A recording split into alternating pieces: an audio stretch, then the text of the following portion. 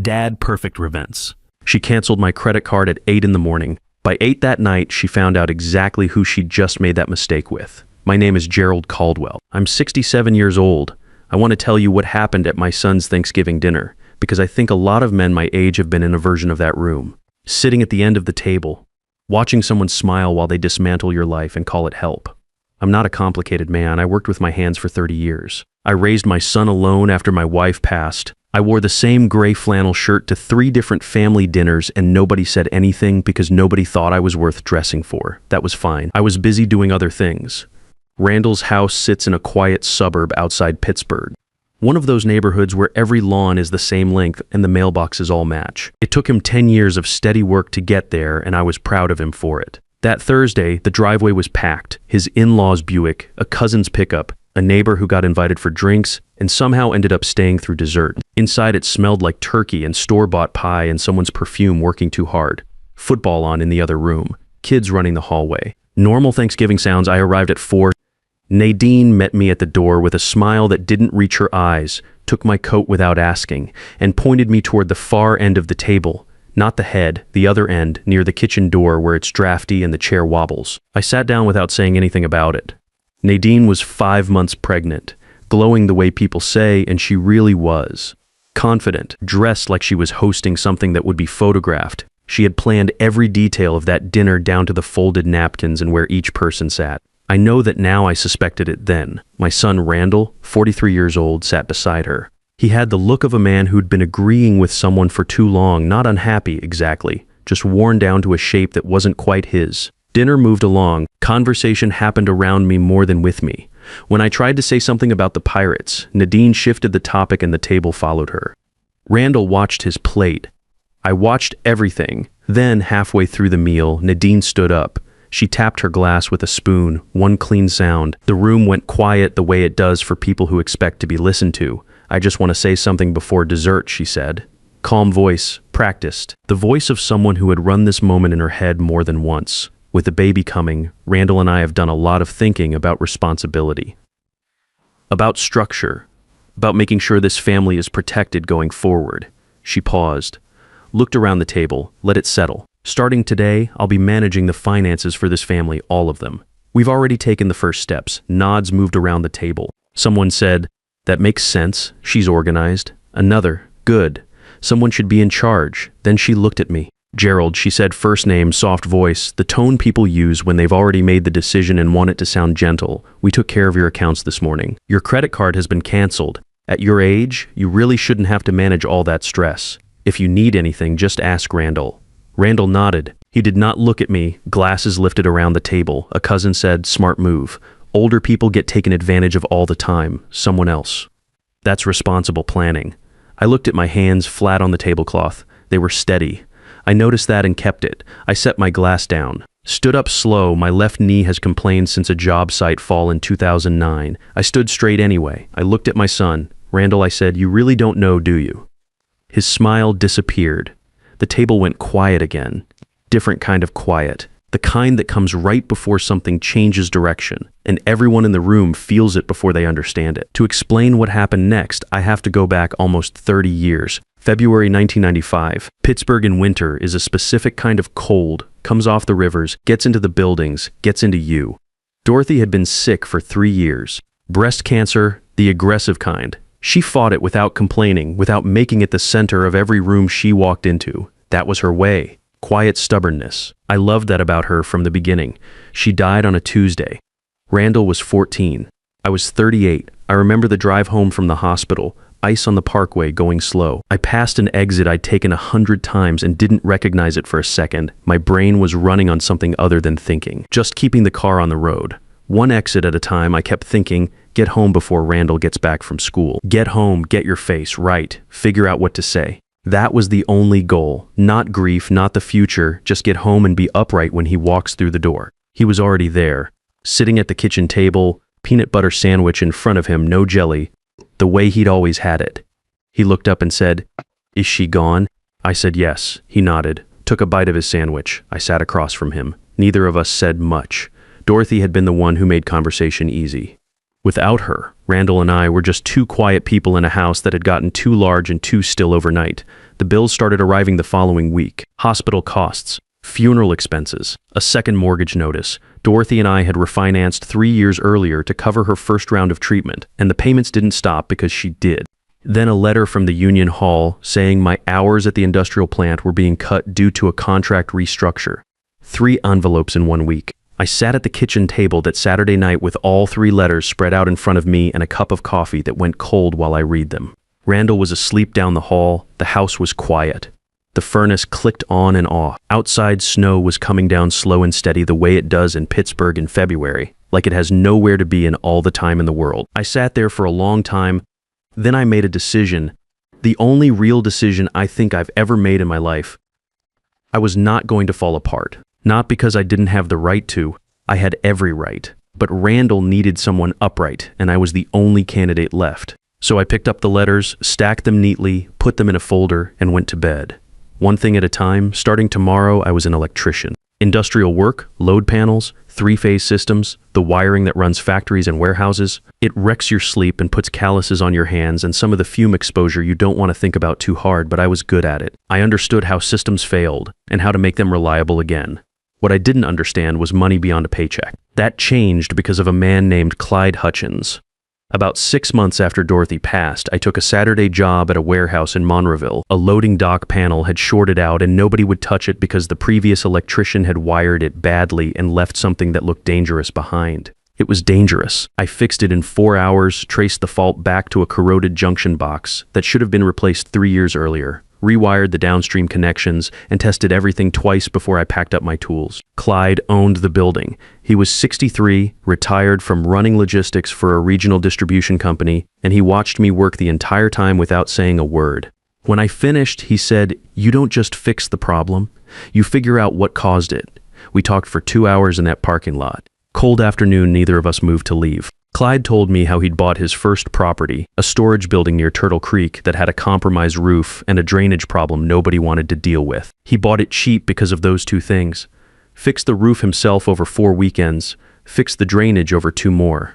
Rented it to a machine parts supplier on a 2-year lease, used that income to cover a loan on his second property, repeated the process. He explained depreciation schedules, LLC structures, how to read a commercial lease from both sides of the table at the same time. How the best properties weren't the ones that looked good, they were the ones with solvable problems that everyone else was walking away from because most people couldn't solve them and he didn't offer me money, didn't offer to partner. He just talked the way experienced men sometimes talk to younger ones when they see something worth not wasting. I listened the way I'd learned to listen on job sites, not reacting, just taking it in. I drove home that night and wrote down everything he'd said on a legal pad. Both sides, small handwriting. 6 months later, I bought my first property, a narrow commercial unit in Swissvale, one of those Pittsburgh neighborhoods that used to be industrial and was now just tired and waiting. The unit had been vacant for 14 months. The listing had expired twice. Roof leaked in 2 places, back door had warped in its frame and wouldn't close right, and the previous tenant had left behind broken equipment, a busted floor drain, and a smell that took 3 weeks of ventilation to clear out. I paid $31,000 for it. Private loan through a small credit union where the branch manager knew my work history and could verify my union wages. The terms weren't ideal, but they were workable if I got a tenant in at the right number. I fixed it myself, nights after shifts, Saturdays, the occasional Sunday when Randall had something going on at school and the house was empty. I rewired the entire panel. Patched the roof over 2 cold weekends in March, working with shingles that went brittle in the temperature and hands that stiffened up after an hour. Fixed the drain. Painted the interior with a roller and a $40 tray from the hardware store. Repaired the back door frame with wood filler and 2 replacement hinges that cost me $8 total. Randall was $15 that year. Some Saturdays he'd come out to the unit and hand me tools without being asked. We'd work a few hours without talking much. I'd buy him a burger on the way home. That was about the shape of us those years, not distant, just quiet.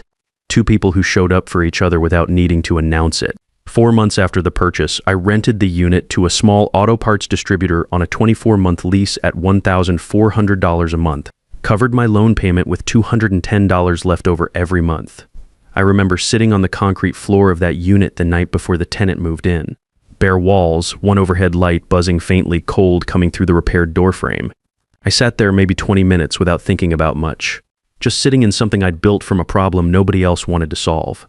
I thought about Dorothy. She would have called me stubborn. Then she would have told me to eat something and get some sleep. The second unit came 18 months later. Braddock, another post-industrial neighborhood, another building with solvable problems, $44,500. Foundation drainage issue, 2 windows needing replacement, electrical upgrade, rented to a contractor supply company at $1,800 a month. Then the third. Then the fourth. In 2008, I formed Caldwell Industrial Holdings LLC with the help of a Pittsburgh attorney named Floyd Mercer, recommended by a union colleague, methodical, not a man who wasted words. Floyd restructured my ownership, reviewed my leases, and advised me to keep my personal finances entirely separate from the LLC.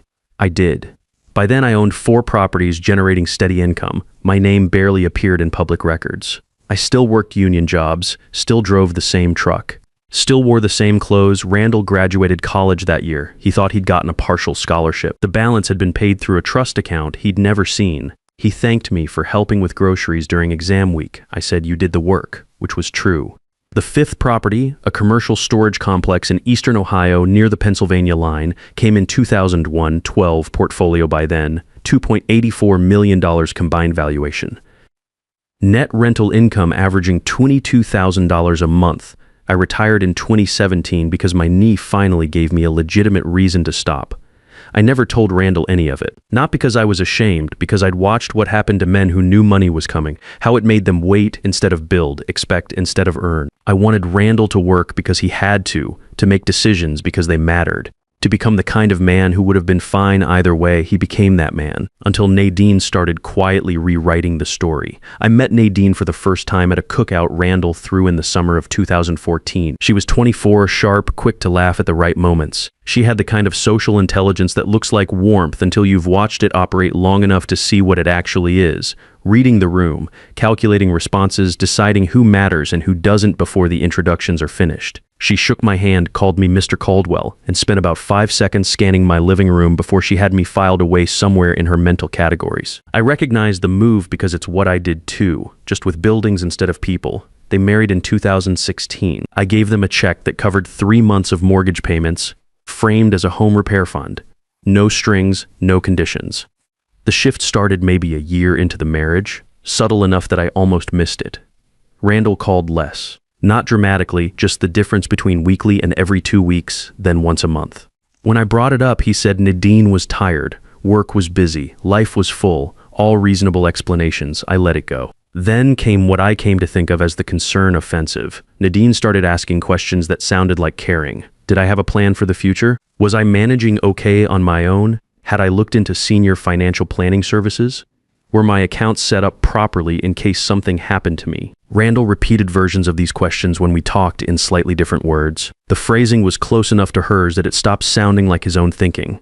He started showing up at my house with printed articles about financial scams targeting retirees, all of them highlighted in yellow. He'd set them on my kitchen table and say, "She just worries about you, Dad. She reads a lot." I started paying closer attention. Then came the visits that felt like inspections. Nadine and Randall dropping by together, supposedly just to check in. She'd glance at the mail on my counter. Ask casual questions about my Medicare card. "Are you keeping up with everything? It must be a lot to manage alone." She commented on the neighborhood once. "Do you still feel safe here at night, Gerald? Things have changed around here." I'd lived in that house for 22 years. I knew every neighbor by name. Half of them I'd helped with something at one point or another. A tripped breaker, a bad outlet, a furnace that wouldn't fire up in January. I said nothing. I kept watching. The next move came in September. Randall called to ask if I'd consider signing a limited emergency authorization just so he could help with banking if something happened. He said it casually, like it was a routine thing. I said I'd think about it. 2 weeks later, he showed up at my house with a document that Nadine had apparently printed and partially filled out already. I looked it over, said I'd have my attorney review it, and put it in the kitchen drawer. Nadine's calls to Randall that evening ran about 90 minutes, based on the timestamps I saw on his phone when he left it on my counter going to the bathroom. I called Floyd Mercer the next morning, not to act yet, just to make sure he knew the situation. Floyd listened without interrupting. When I finished, he said, "You want to wait or you want to move?" "Wait," I said.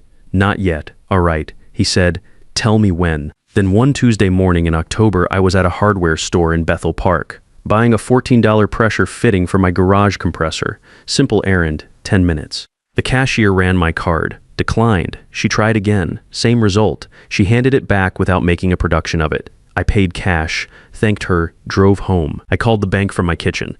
A representative explained that the account had been placed under a restriction at the request of an authorized contact. That contact was Randall Caldwell, who had submitted a form citing concerns about elder financial vulnerability.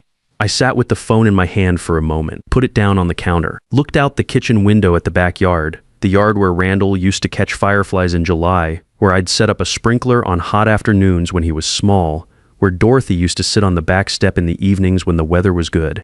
Then I picked the phone back up and called Floyd. "It's time." I said, "I'll need 6 weeks." He said, "You've got them." Over the next 6 weeks, Floyd prepared a complete documentation package. Every property deed, current appraisals from 3 certified firms, all 5 lease agreements, 12 years of LLC financial statements, bound and tabbed, a legal analysis confirming that the emergency authorization Randall had signed was unenforceable against any asset held by Caldwell Industrial Holdings LLC, which predated the marriage by 6 years and was structured entirely outside Randall's legal reach. Floyd's office also logged every account access attempt made against my personal accounts during those 6 weeks. Dates, times, amounts requested. All of it documented and time-stamped. I called Randall twice during that period. Normal conversations. How's work? How's Nadine feeling? How's the nursery coming along? Said nothing about the accounts. Said nothing about Floyd. Kept everything ordinary. I went to bed at a reasonable hour, fixed the compressor in my garage, watched the Pirates lose, which wasn't hard to get used to. I waited. So back to that table, Nadine had just finished her announcement. My credit card was gone. My son had nodded along. The table was approving, and I had just stood up and asked Randall if he knew. The room was waiting. I reached into my jacket pocket and took out my phone, dialed Floyd. "You can come in now." "Who is that?" Nadine asked. The practiced warmth had dropped out of her voice completely. "My attorney." Randall pushed back his chair. "Dad, what are you?" The front door opened. Floyd Mercer walked in wearing a dark jacket, carrying the leather briefcase he'd had since before I'd known him. Gray at the temples, reading glasses in his breast pocket, the unhurried walk of a man who has been in enough rooms to know he doesn't need to perform anything. "Good evening," he said. "I represent Gerald Caldwell." He set the briefcase on the dining table right in the center between the turkey platter and the cranberry dish and the matching plates Nadine had ordered specially for the occasion, and opened it. Folders, deeds, certified appraisals, 12 years of LLC financial statements bound and tabbed. The room had gone completely still. Nobody was eating. The football game in the other room sounded very far away. Floyd opened the first folder and spoke without emphasis. Just facts delivered clean.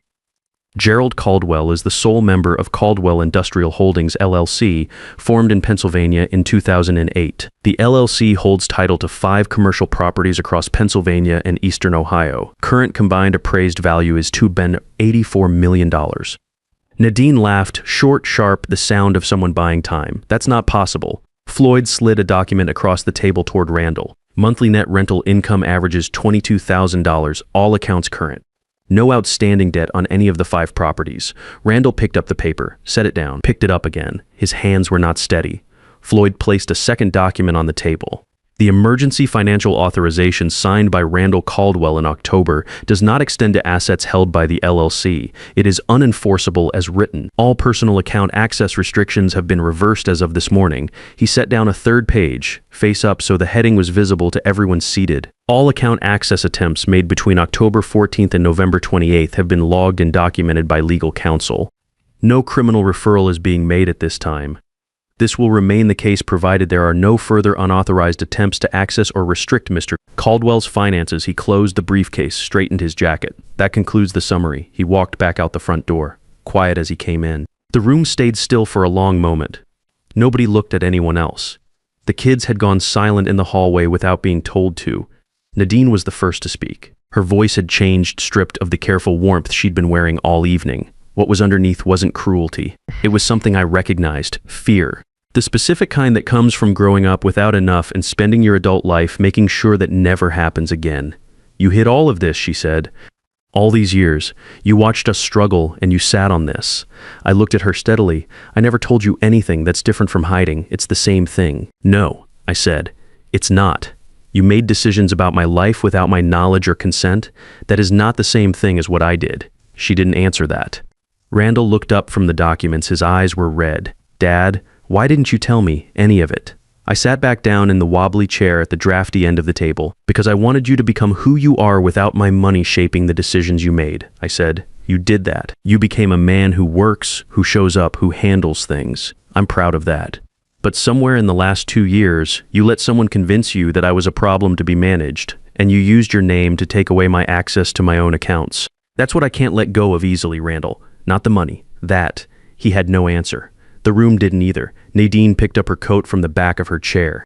She said something I won't repeat here, walked to the door and left. It closed behind her with a sound that carried longer than it should have.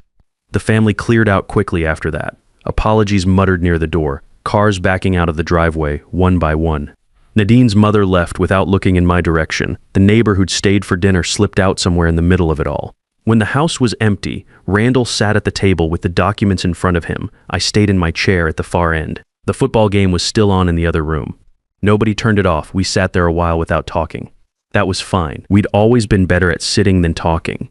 He stayed with me for 3 weeks after that. Slept in his old room, same twin bed, same window looking out over the backyard. Went to work every day, came home, sat at my kitchen table. Some nights we watched the game, some nights we just sat. We talked more in those 3 weeks than in the previous 3 years. Some of it was about Nadine, how the shift had happened so gradually he hadn't seen it building. Some of it was about Dorothy, things he'd never known because he'd been 14 when she died, and there are questions a 14-year-old doesn't think to ask. Some of it was just ordinary, a problem he'd been sitting on at work, the compressor in my garage, the pirates, which neither of us had much hope for anymore. One evening he started to apologize, and I told him to stop. I didn't want the apology. I wanted him to understand what had happened clearly enough that he'd recognize it if it came at him again from a different direction. He listened the way he used to when he was young, and I was showing him how something worked. That was enough for me. He met with his own attorney, worked through the separation, the house, the shared finances, what responsibility for the baby looked like going forward. He moved through it one step at a time without running from any of it. My grandson was born the following April. His name is Theodore. Teddy. He's got Dorothy's coloring, which still catches me off guard sometimes when the light is right. I held him in that hospital room and the rest of it went quiet. He was just a kid who needed the people around him to be straight with each other. That was the whole job now. I set up a trust for him the same week he came home. Floyd drew it up clean, no access before 25, distributed across education, a first property, and a reserve fund in that order. When Teddy's old enough, I'll sit down with him and explain exactly where it came from. Every property, every night I worked after he was asleep. Every decision made one step at a time. I helped Nadine clear one of her larger debt accounts on condition she completed a structured financial counseling program and maintained a monthly budget reviewed by a neutral third party for 2 years. Not charity, not punishment. A foundation, the same way Clyde Hutchins gave me one knowledge and structure, not a handout. Some people in the family thought I was too easy on her. I wasn't being easy. I was being precise about what actually helps and what just feels satisfying. These days, I still drive the F-150, still wear the gray flannel shirt. Last spring, I fixed the garage compressor, $14 part, $45 minutes. Randall sat on a bucket the whole time and asked questions.